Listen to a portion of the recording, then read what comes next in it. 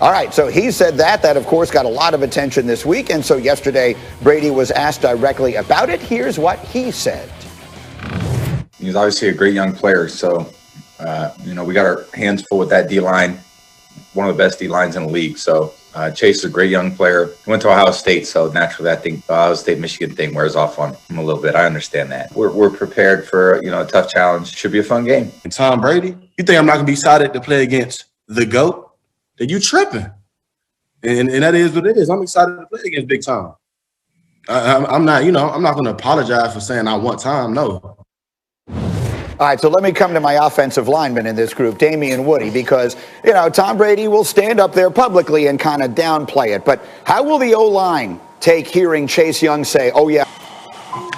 Oh, man, Greeny, we take a lot of pride in that, man. The young buck out here talking a lot of trash, to the GOAT and Tom Brady. So, those boys along the front, they got their hands, full this time, because we know the Washington football team got 4 first-round picks along that defensive line. But those guys are a powerful unit. They're going to get after those guys.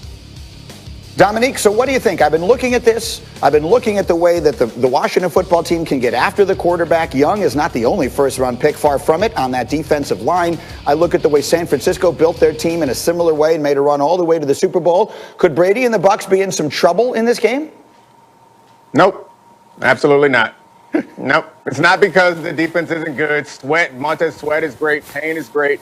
And Chase Young, obviously great. The defense is playing exceptionally well right now, particularly towards the end of games. However, the problem is on the other side of the ball. I can't imagine a scenario where Washington is able to score enough points. I don't really see them putting up 20, 28, 35 points, which I think you're going to need to be able to knock Tom Brady off. So, especially since Alex Smith has been turning the ball over as of late, and they're probably going to end up turning to Taylor Heineke at some point in this game. And no disrespect to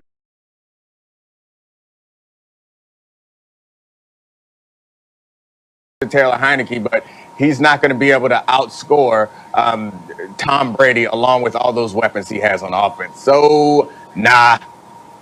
It doesn't seem that. I get the Taylor Heineke part of it, but when you got a defense led by guys named Payne and Sweat, it feels to me like you at least have some semblance of a chance. Schefter, what are you thinking here? It's been such an interesting year for the Buccaneers, and maybe that should have been expected. But after their bye, the last 4 games, they didn't play a winning team, but they've looked much better. What sense are you getting of the confidence level coming out of Tampa? Well, first of all, how about this, Greeny? This is the first time that Tom Brady ever is going to the playoffs as a wild card. He's never been a wild card. So we could call Tom Brady a wild card right now for this postseason, which he's never been before, which is amazing to me to think about, as long as he's played, that he's never gone in that regard. The other sense is I think that just his presence has infused this team with confidence all year long. And I think when they get to the postseason, there's probably even more confidence knowing that they've got a guy at the helm who's won 6 Super Bowl titles. Now, Mike Evans was not at practice on Tuesday or Wednesday, which is not a good sign for his availability on Saturday night. But this is exactly why they went out and signed a guy like Antonio Brown. So now you line up Chris Godwin and Antonio Brown and Scotty Miller and Rob Gronkowski, and you're still loaded even though you could be without one of your top offensive players. And so I just think that they turn to Brady and they say, show us the way. I know you've never been to the wild card round, but we've never been to the playoffs, period. So take us to the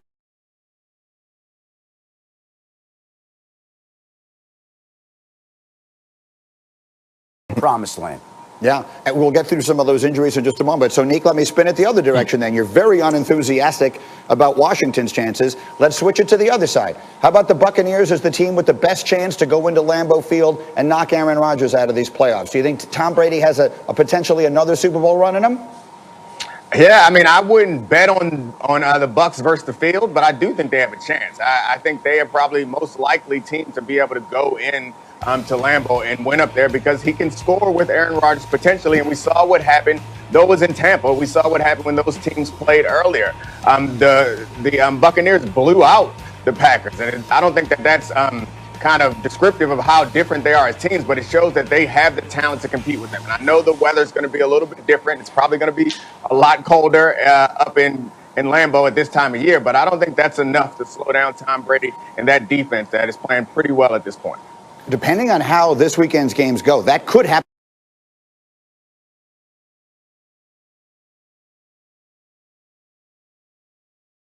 next week. We could be looking next weekend at that matchup between Brady and Rodgers in Lambeau, but there's a long way to go before we get to that. Meanwhile, Schefter, let's run the hurry up here through some injury situations starting in L.A. What is the latest with Jared Goff? He was at practice yesterday, Green. He was throwing the football, which is a good sign. Now, the Rams head coach said that he's going to start over the financial analyst, John Wolford, but again, it's a good sign that Goff was out there throwing the football about 10 days after he underwent thumb surgery with an injury that would sideline players usually a lot longer time than that. They may take this up Saturday before making a decision. Cooper Kupp, the wide receiver for the Rams, was activated off the reserve COVID list. He is expected to be out there on Saturday against the Seahawks in a game the Rams will have to have him really to keep up with Seattle and to try to win in Seattle against a tough Seahawks team. But Cooper Kupp is expected to play, as is Michael Brockers, who also was on the reserve COVID list. As for Mike Evans, who we mentioned earlier in the show, not spotted at practice Tuesday, not spotted at practice Wednesday. That's not a good sign with that left knee injury in terms of his availability for Saturday night. Again, that short week probably doesn't help the situation any, with Tampa playing on a Saturday night after he went down on this play Sunday with the injury. We'll see if somehow Mike Evans can find his way back. I think that they feel fortunate, frankly, that his season didn't end. He's day-to-day, but it doesn't look promising for him this weekend. All right, fair enough. So those are the teams that are still playing. Now let's get to the ones that are not in this dance and are looking for a new coach. How would you give us the latest on the coaching carousel that is swirling? 6 openings out there. What are the most important things fans should know? Well, I think right now you're looking at Eric Bieniemy. He has actually interviewed with every team with a head coach opening other than the Houston Texans. They are the only team with an opening at that spot that have not interviewed Eric Bieniemy. And I can tell you this, that people around the league have noticed. They thought it odd that there could be so much interest in Eric Bieniemy, but there wouldn't be interest from the Houston Texans. And so it's a situation where that will continue to arouse curiosity, and we'll see how that goes. And by the way, Greeny, back to the Mike Evans point. Yeah. I got a text in between. Don't give up hope on him for Saturday night.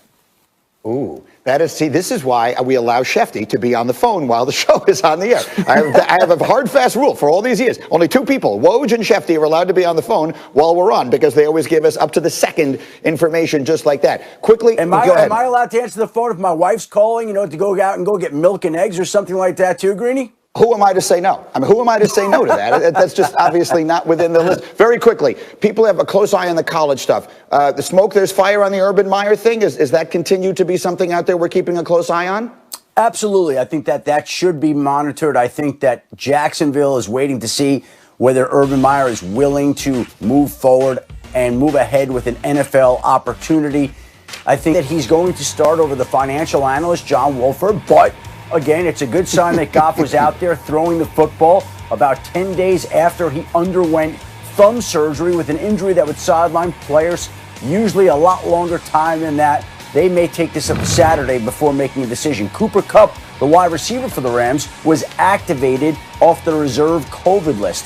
He is expected to be out there on Saturday against the Seahawks in a game the Rams will have to have him really to keep up with Seattle and to try to win in Seattle against a tough Seahawks team. But Cooper Kupp is expected to play, as is Michael Brockers, who also was on the reserve COVID list. As for Mike Evans, who we mentioned earlier in the show, not spotted at practice Tuesday, not spotted at practice Wednesday.